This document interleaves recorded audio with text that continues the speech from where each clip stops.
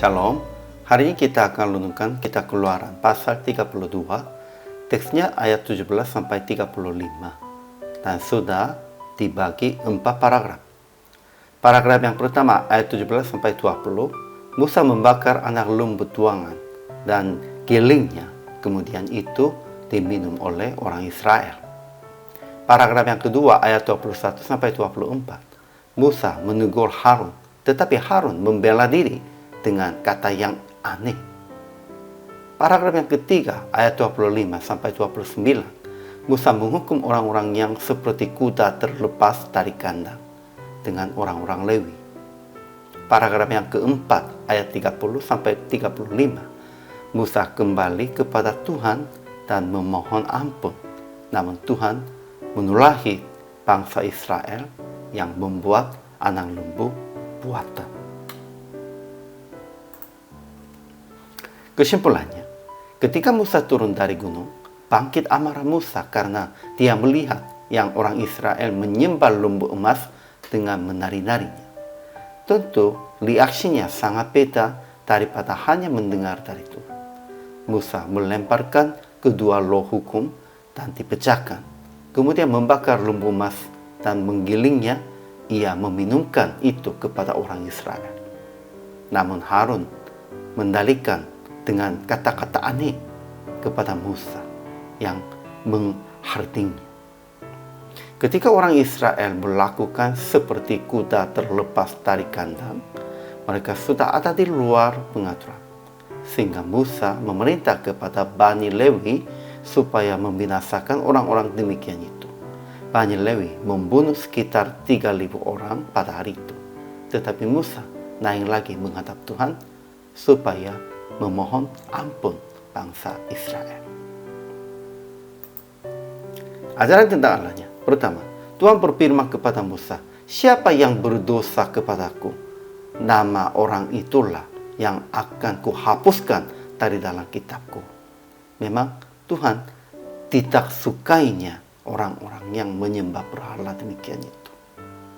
Kedua, Tuhan perintahkan kepada Musa akan tuntun bangsa Israel dan janji akan berjalan malaikatnya di depan Musa.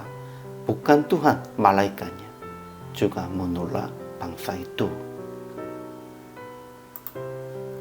Ajaran tentang manusia. Pertama, orang Israel seperti kuda terlepas dari kandang, menari-nari di depan anak lembu, dan tetap melakukan seperti kuda terlepas dari kandang. Jadi mereka ditewas kira-kira 3.000 orang oleh orang-orang Lewi dan ditolak oleh Tuhan. Kedua, Musa bangkit murka karena perbuatan bangsa Israel, sehingga dia lemparkan kedua loh batu, membakar anak lembu tuangan dan gilingnya, kemudian itu minumkan kepada orang Israel. Kemudian menegur Harun dan menghukum bangsa Israel yang seperti kuda terlepas dari kandang, tetapi memohon ampun kepada Tuhan dengan menyerahkan keselamatan.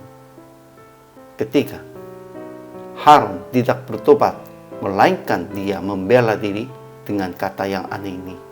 Mereka memberikan emas kepadaku dan aku melemparkannya ke dalam api dan keluarlah anak lembu ini.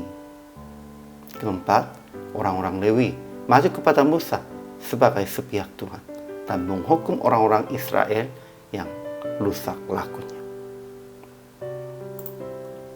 Aplikasi hari ini, pertama, jangan membela diri terus dan mencari alasan ketika ditegur tentang kesalahan Anda.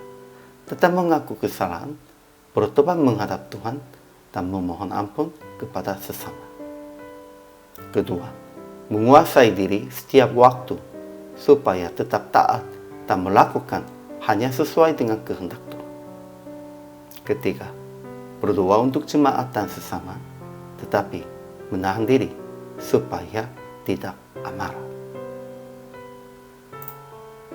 Jadi PR praktek hari ini, berdoa terus-menerus untuk jiwa-jiwa dan melindungi mereka sekalipun mereka berbuat salah di hadapan Tuhan.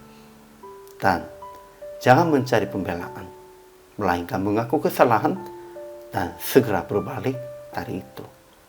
Kalau kita bertobat dan mengakunya kesalahan dan meminta ampun, Tuhan pasti mengampuni.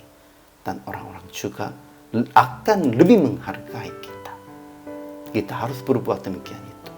Karena kami semuanya orang percaya, anak Allah. Hari ini juga selama melayani, Tuhan Yesus memberkati.